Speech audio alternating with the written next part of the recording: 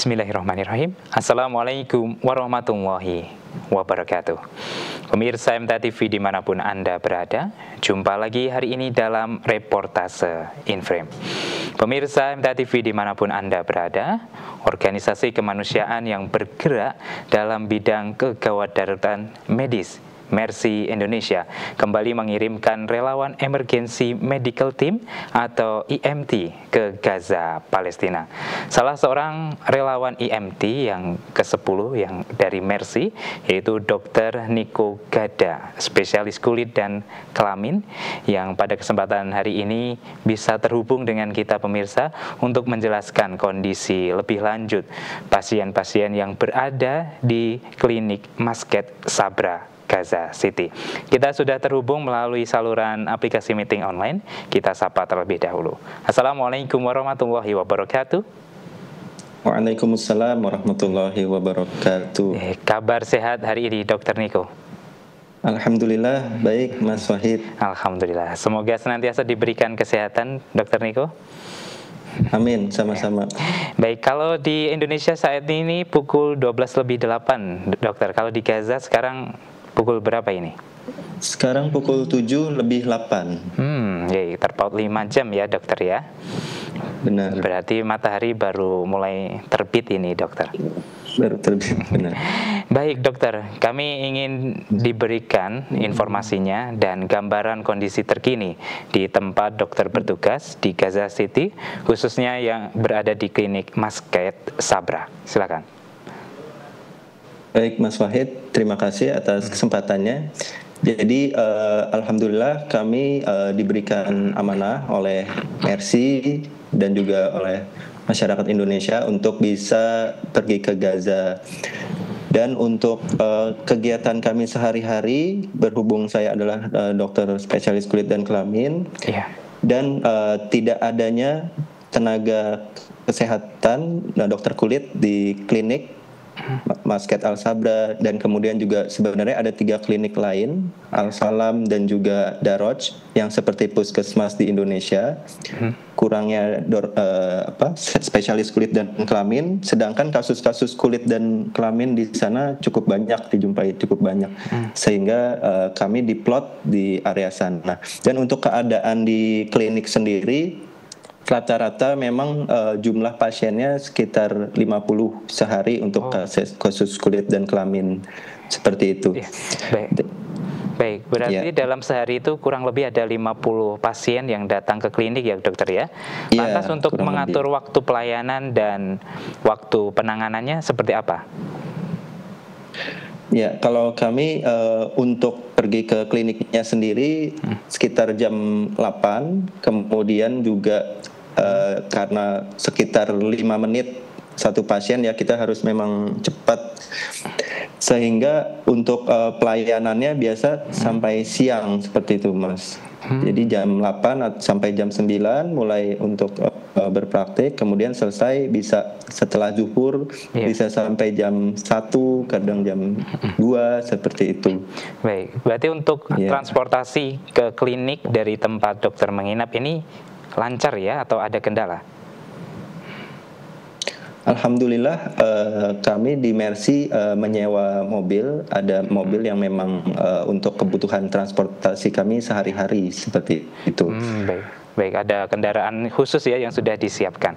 Baik, dokter, dari berbagai penyakit yang ada, utamanya di kulit dan lain sebagainya, apa yang paling sering ditangani oleh dokter, jenis penyakitnya? Jenis penyakitnya itu ada infeksi kutu, seperti itu cukup banyak kita temukan.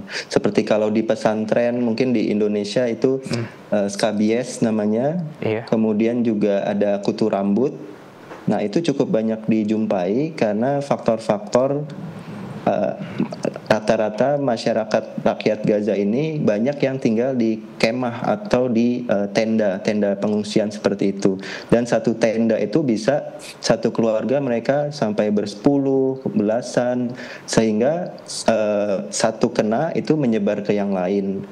Ditambah juga kebersihan yang kurang karena air di sini sangat langka ya. Jadi kalau kita tanya ke pasien itu bisa mereka mandinya setiap 2 hari, bukan dua kali sehari seperti Indonesia, bukan, tapi 2 hari sekali.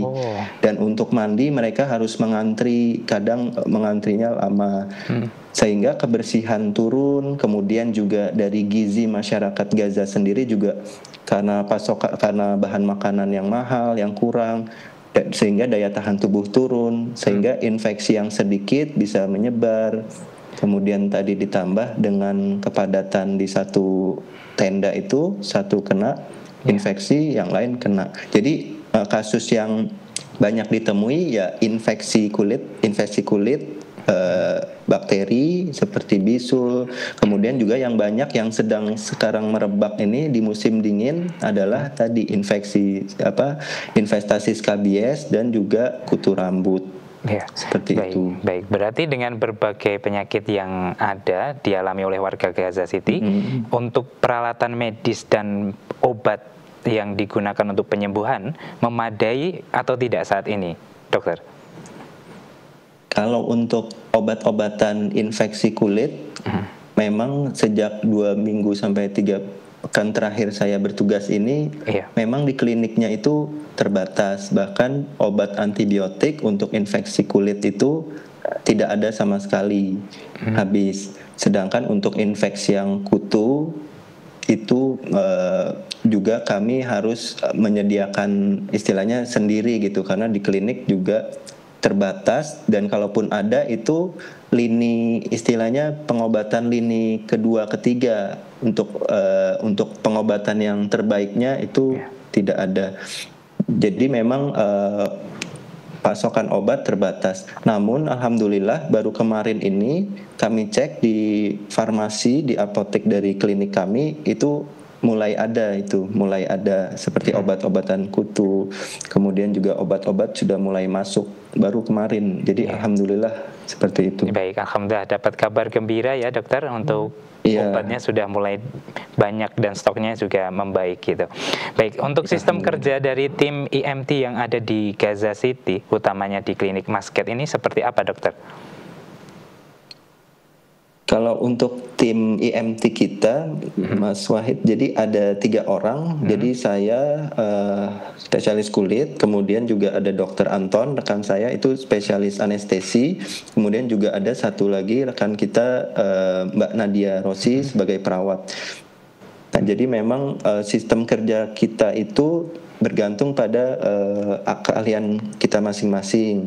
Seperti Dokter Anton sebagai spesialis anestesi, dia kerjanya ada di RS Al Ahli di Gaza City, di ruang operasi untuk membantu pembiusan pasien untuk operasi dan semacamnya. Kemudian untuk Mbak Nadia Rossi, karena beliau perawat, dia lebih fleksibel gitu ya untuk membantu di poliklinik, di ruang rawat inap di rumah sakit.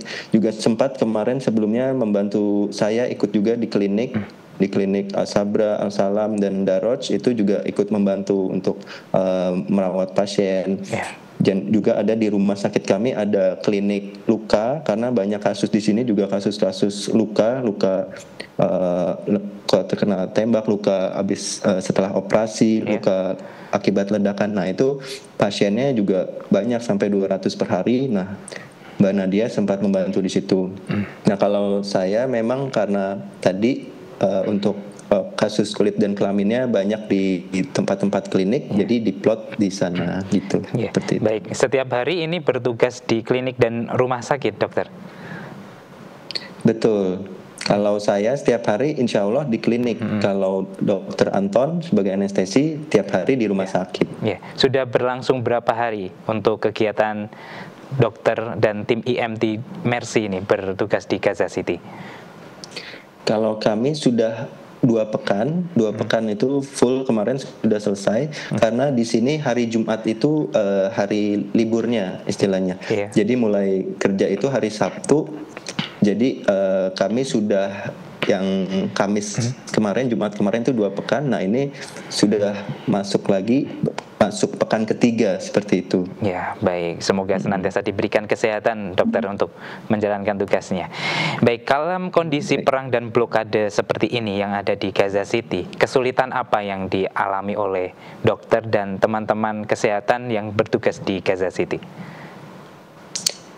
Ya, kalau untuk situasi tentu selain tadi ya obat-obatan yang terbatas, Ya. kemudian juga ada jumlah pasien, dan kemudian juga dari sisi psikologis mungkin ya kita jumpai atau kita dengar sehari-hari ada drone seperti itu, kemudian juga ada dentuman, ada suara ledakan, ada sampai bergetar, suara tembakan.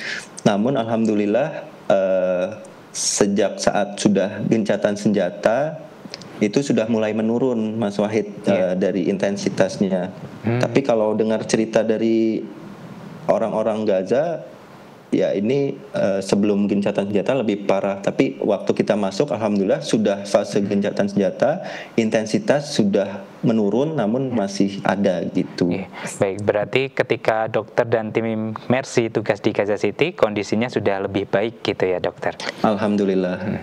Baik, sudah lebih baik. Nah, ketika bertugas kurang lebih sudah 20 hari ini di Gaza City, ada tidak momen yang menyentuh dan berkesan bagi dokter Niko?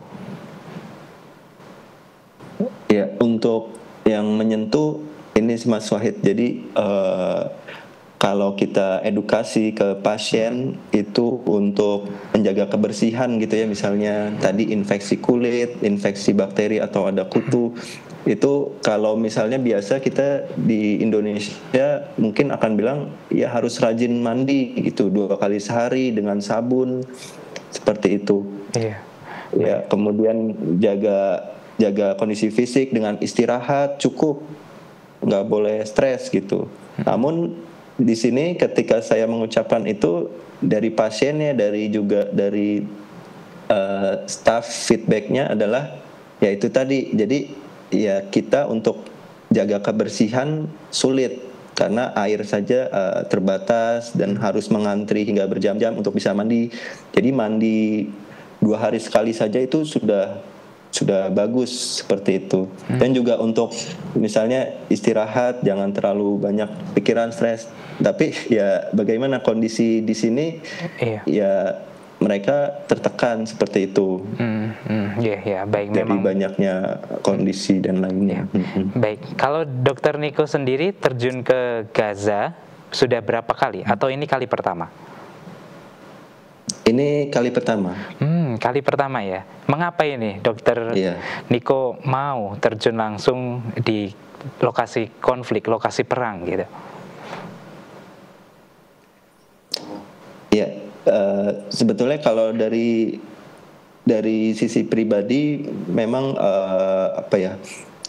ingin menjadi relawan ya, artinya ingin juga melakukan hal di profesi yang kita di sana gitu, yang kita punya kemampuan di dalamnya, dan bagaimana untuk menyebarkan atau melakukan itu bisa bermanfaat. Sepertinya intinya sih itu, bermanfaat. Nah, walaupun bermanfaat bisa di mana saja, tapi mengapa ke Gazanya? Karena ya kalau dari Gaza atau Palestina itu ya yang saya pahami ya itu merupakan bumi yang diberkahi, kemudian juga banyak nabi di sana, dan juga sebenarnya juga mereka lah yang saat ini di salah satu yang lagi susah atau lagi tertekan di dunia ini gitu. Paling membutuhkan bantuan adalah salah satunya berada di Gaza, Palestina. Salah satunya Gaza, Baik, dokter, terakhir mungkin ada pesan dari dokter Niko selaku tim Mercy yang bertugas di Gaza ini untuk teman-teman pemirsa MTA TV saat ini. Silakan.